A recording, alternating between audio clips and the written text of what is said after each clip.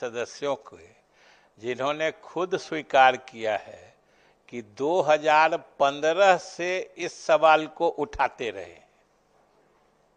अब आप समझ लीजिए, जब से ये सवाल उठाते रहे होंगे, सरकार तब से जवाब देती रही होगी, एक ही जवाब देती रही होगी कि सवाल है कि जो वो कह रहे हैं बिल्कुल सही कह रहे हैं।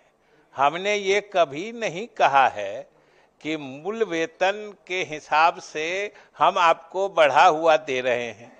हम इसीलिए महोदय आज चौथी बार उस बात को बोल रहे हैं कि सब प्रश्नों के मूल में वही नियत वेतन, वेतनमान, अनुशंसित वेतन, नियत वेतन, नियमित वेतनमान और अनुशंसित वेतनमान, इसी तीन में घुमा के सारे प्रश्न और ध्यानाकर्षण घूमते रहते हैं।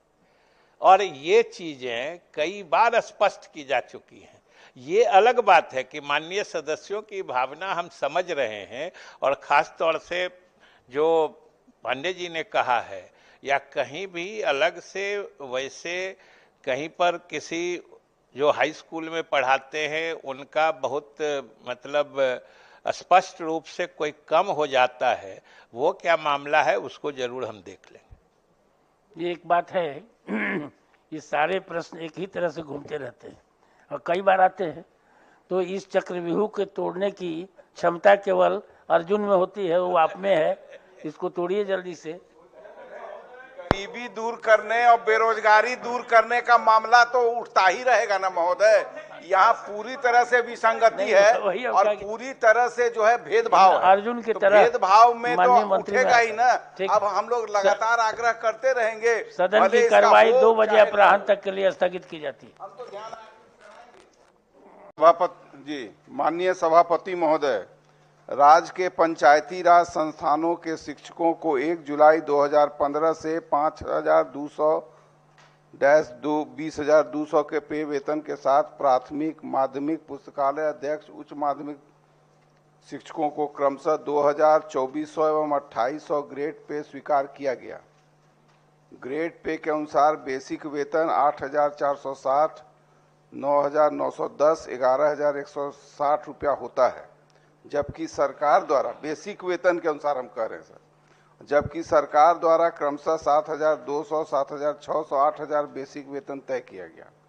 7वें वेतन में 21,700, 25,550, 29,200 होना चाहिए, लेकिन सरकार द्वारा 18,510, 19,540, 20,560 रुपया प्राथमिक, माध्यमिक एवं उच्च माध्यमिक के लिए तय किया गया।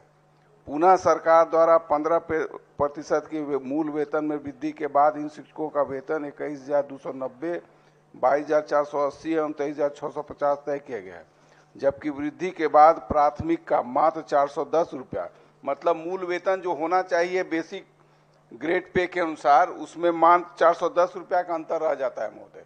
सरकार वहां तक प्राथमिक को ये कर दिया, और माध्यमिक विद्यालय को 3,020 रुपया और उच्च माध्यमिक विद्यालयों में अंतर 5,550 रुपया बेसिक वेतन से पीछे है, जिसके कारण कई विसंगति उत्पन्न हो रही है। अतः उक्त वेतनमान लागू करने हेतु सदन में सरकार से स्पष्ट वक्तव्य की मांग करता हूं। महोदय, बात वही है जिसका उत्तर हमने पहले भी दिया था। ये नियत वेतन और वेतनमान जो नियमित शिक्षकों का था, ये दोनों का फर्क समझ के सरकार ने इन शिक्षकों के लिए अलग से एक पे मैट्रिक्स या वेतनमान इन लोगों को दिया है। अब जब ये सुविचारित निर्णय के तहत ये दिया गया है, तो लाभ उनको नियमित पुराने वेतनमान वाला कैसे मिलेगा? जो निर्णय है सरकार का उसी हिसाब से न उनको मिलेगा। अगर वो जो कह रहे हैं वो करने के लिए फिर सारे नियमों को बदलने की जरूरत होगी, और ये सरकार ने अभी निर्णय लेके इन लोगों को अलग से एक जो रिकमेंडेड पे स्केल है, अनुशंसित वेतनमान है, वो दिया है। तो अभी तो उसी के तहत दिया जाता है, और यहीं से मतलब इसी को देखने की जरूरत है। ये जब स्पष्ट हो जाता है तब कोई विसंगति नहीं बचती। 500 से 600 करोड़ रुपए मात्र आकलित व्यय है और ये संख्यात्मक ये विसंगति है। मंत्री महोदय को देखना चाहिए, प्राथमिक शिक्षकों की संख्या 3,15,000 है, जबकि माध्यमिक और उच्च माध्यमिक मात्र 38,000 है, पुस्तकालय अध्यक्ष मात्र 38,000 है। तो ये विसंगति अगर दूर किया जाता है तो इस पर तो सरकार को ही गर्व होगा। सरकार की ही राजनीतिक इच्छा शक्ति से यह संभव है और जो मैट्रिक्स है उसको पकड़ा जा सकता है। आज प्राथमिक शिक्षक ज्यादा माध्यमिक शिक्षक से राशि उनको मिल रही है, तो क्या वहां हीन भावना से ग्रसित नहीं हो रहे हैं? सरकार को तो संवर्गीय विसंगति को देखना चाहिए और उसको मिटाने का प्रयास हर हाल में करना चाहिए। महोदय वही कहना है महोदय कि मेन है कि जो बेसिक वेतन हुआ ग्रेड पे के अनुसार वो प्राइमरी का 21,700 हो रहा है। 15% वृद्धि के बाद मात्र अंतर 410 रुपया हो रहा है। और वहीं माध्यमिक विद्यालय जो संजीव जी ने भी कहा और उच्च माध्यमिक विद्यालय जिनका 25,500 उसमें अंतर हो जा रहा है 3,000 और क्रमशः उच्चतर माध्यमिक 5,550 रुपया। तो हो क्या रहा है महोदय कि प्राथमिक की संख्या सही ज्यादा है, वो तो मूल वेतन के अनुसार उसको करीब करीब मामला वहां पहुंच जा रहा है, लेकिन इन शिक्षकों का जिनकी संख्या कम है माध्यमिक विद्यालय और उच्चतर माध्यमिक विद्यालय, और जहां पर अभी हम लोग उच्चतर माध्यमिक विद्यालय में शिक्षकों की कमी है, शिक्षक आ नहीं पा रहे हैं, और ये विसंगति अगर दूर कर देंगे, बहुत ज्यादा राशि का काम नहीं है इसमें, उस हिसाब से इतना अंतर होने से उनमें हीन भावना होती है कि हम माध्यमिक में पढ़ा रहे हैं, उच्च माध्यमिक +2 के टीचर हैं और हमको जो है ऑलमोस्ट जो है प्राइमरी के बराबर वेतन मिल रहा है। तो इसमें कम से कम सरकार इस पर विचार करे और विचार करने के उपरांत इसका समाधान हो सकता है। बहुत कठिन नहीं है समाधान की, बड़ी संख्या है इसमें, खाली निर्णय इच्छा शक्ति की जरूरत है और परिवर्तन कर देने से कम उच्च माध्यमिक विद्यालयों में टीचर जो फिजिक्स मैथ केमिस्ट्री सब के नहीं मिल रहे हैं वो मिलने लगेंगे। एक आशा का संचार होगा कि चलिए यहाँ अब काम करना अच्छे माहौल में अच्छा रहेगा। ठीक, एक बात मैं कह रहा हूँ, भिन्न बात कह रहा हूँ। हमने पहले भी कहा था राज्यपाल महोदय के भाषण पर, देख लीजिए मैं वो बात नहीं कह रहा हूँ, दूसरी बात। आज जो वेतन अभी मिल रहा है हाई स्कूल और +2 के शिक्षकों को, वो प्राथमिक से कम मिल रहा है। 2016 को एक प्राथमिक शिक्षक का वेतन था 7880 रुपया। 16 को 2.57 से गुणा किया गया तो उसका वेतन हो गया 20,251। 16 को पुनरीक्षित वेतनमान 20,850 हुआ उसका। और सेकेंडरी का क्या हुआ कि 16 को 80-70 था, यानी प्राथमिक से ज्यादा था, और 2.57 से गुणा किया गया तो 20,739 हुआ, यानी 20,740 रुपया उसका वेतन हुआ, जो प्राथमिक से घट गया। और इसी तरीके से जो ये +2 के लोग थे उनका वेतन भी घट गया। आके उनका वेतन, तो माध्यमिक शिक्षक का मूल वेतन आज प्राथमिक शिक्षक से 110 रुपये कम मिल रहा है, जबकि विभाग का निर्णय है कि हर हालत में माध्यमिक और उच्च माध्यमिक शिक्षकों का वेतन प्राथमिक शिक्षकों से ज्यादा होगा। तो अपने ही आदेश का विभाग अनुपालन नहीं कर रहा। इसलिए ये विसंगति तो मिटाने के लिए हम लोगों ने बार बार माननीय मंत्री जी से अनुरोध किया है, आज फिर सदन के माध्यम से अनुरोध किया। ठीक है माननीय मंत्री। एक मिनट सर, एक मिनट, ये सवाल हम बिल्कुल वही है, दूसरी बात नहीं कह रहे। कैडर मंत्री जी ने स्वीकार किया है, कैडर वेतनमान तो होना ही चाहिए।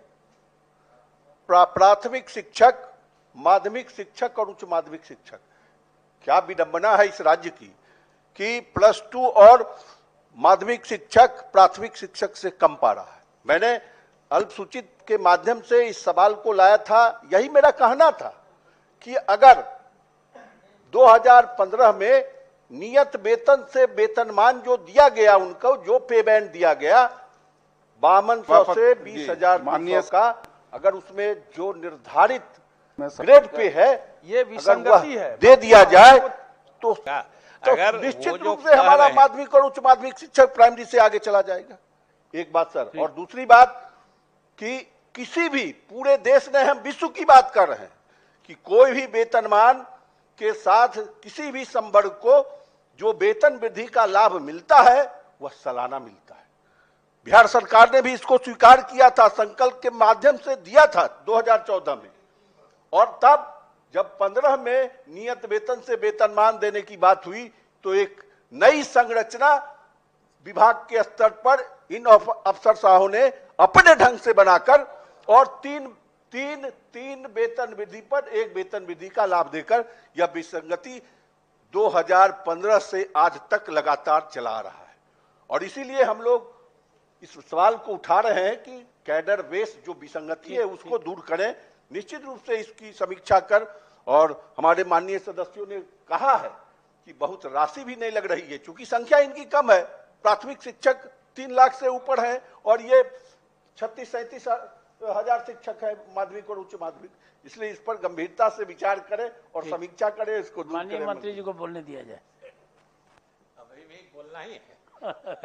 महोदय, हम महोदय, मुझे दूरभाष पर मिली सूचना के अनुसार शिक्षा विभाग बिहार सरकार के निर्देशानुसार जनवरी 2022 से नियोजित शिक्षकों के वेतन में 15% की वृद्धि के साथ वेतन देने का निर्देश सभी जिलों को दिया गया था, परंतु पूरे बिहार में कुछ गिने चुने जिलों को छोड़कर अभी तक नियोजित शिक्षकों को 15% वृद्धि के साथ वेतन भुगतान नहीं हुआ है।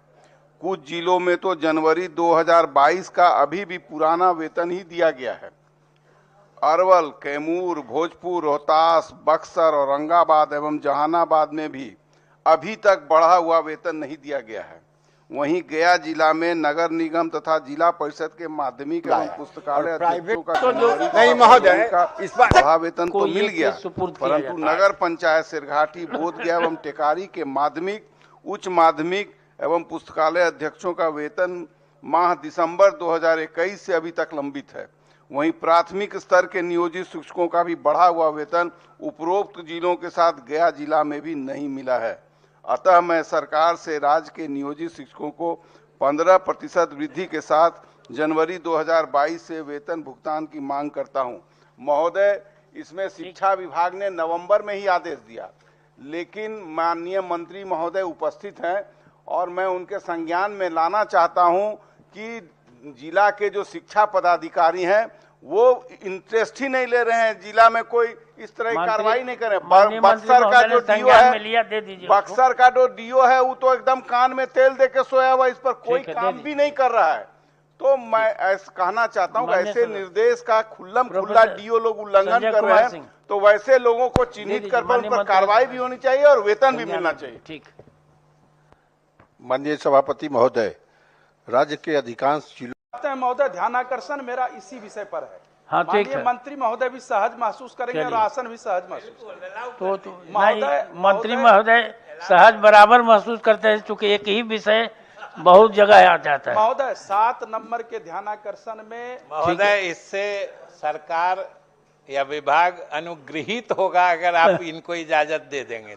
ठीक है, महोदय हो गया उसमें महोदय बोले कहाँ है अच्छा, तो अब उसमें नहीं आएगा ना महोदय, ध्यानाकर्षण में नहीं लिया जाएगा। नहीं आएगा। ठीक है। महोदय, इसमें एक चीज मैंने सभी माननीय सदस्यों को और सदन में स्पष्ट करना चाहते हैं कि ये शिक्षकों के लिए कोई विशेष या अलग से उनके विरुद्ध कोई व्यवस्था नहीं की गई।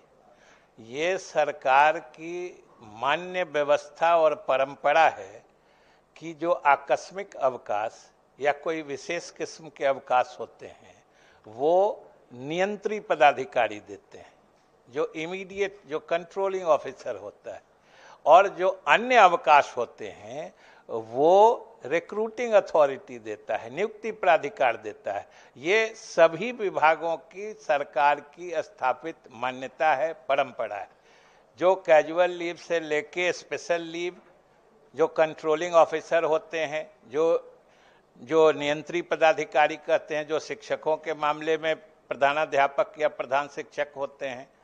लेकिन बाकी कोई छुट्टी जो होती है, अवकाश, वो रिक्रूटिंग अथॉरिटी या नियुक्ति प्राधिकार ही सब जगह देते हैं, इसलिए ये व्यवस्था है। और जो माननीय सदस्य ने कहा कि हमने उसका जिक्र आपके प्रश्न के अलावा भी इसीलिए किया कि ये बात स्पष्ट हो जाए कि ये कोई इस मामले में कोई अलग से व्यवस्था नहीं की गई है। हाँ, ये जो संजीव श्याम जी ने कहा वो जरूर देखने की बात है कि अगर इस नियम के कारण किसी, मान लीजिए मातृत्व अवकाश वाली शिक्षिका को या किन्हीं को कोई परेशानी हो रही है तो वो हमें बताएंगे, जरूर हम उसको देख लेंगे। ठीक है, ध्यानाकर्षण है मेरा। ठीक है, ठीक है। मेरा शून्यकाल है। एक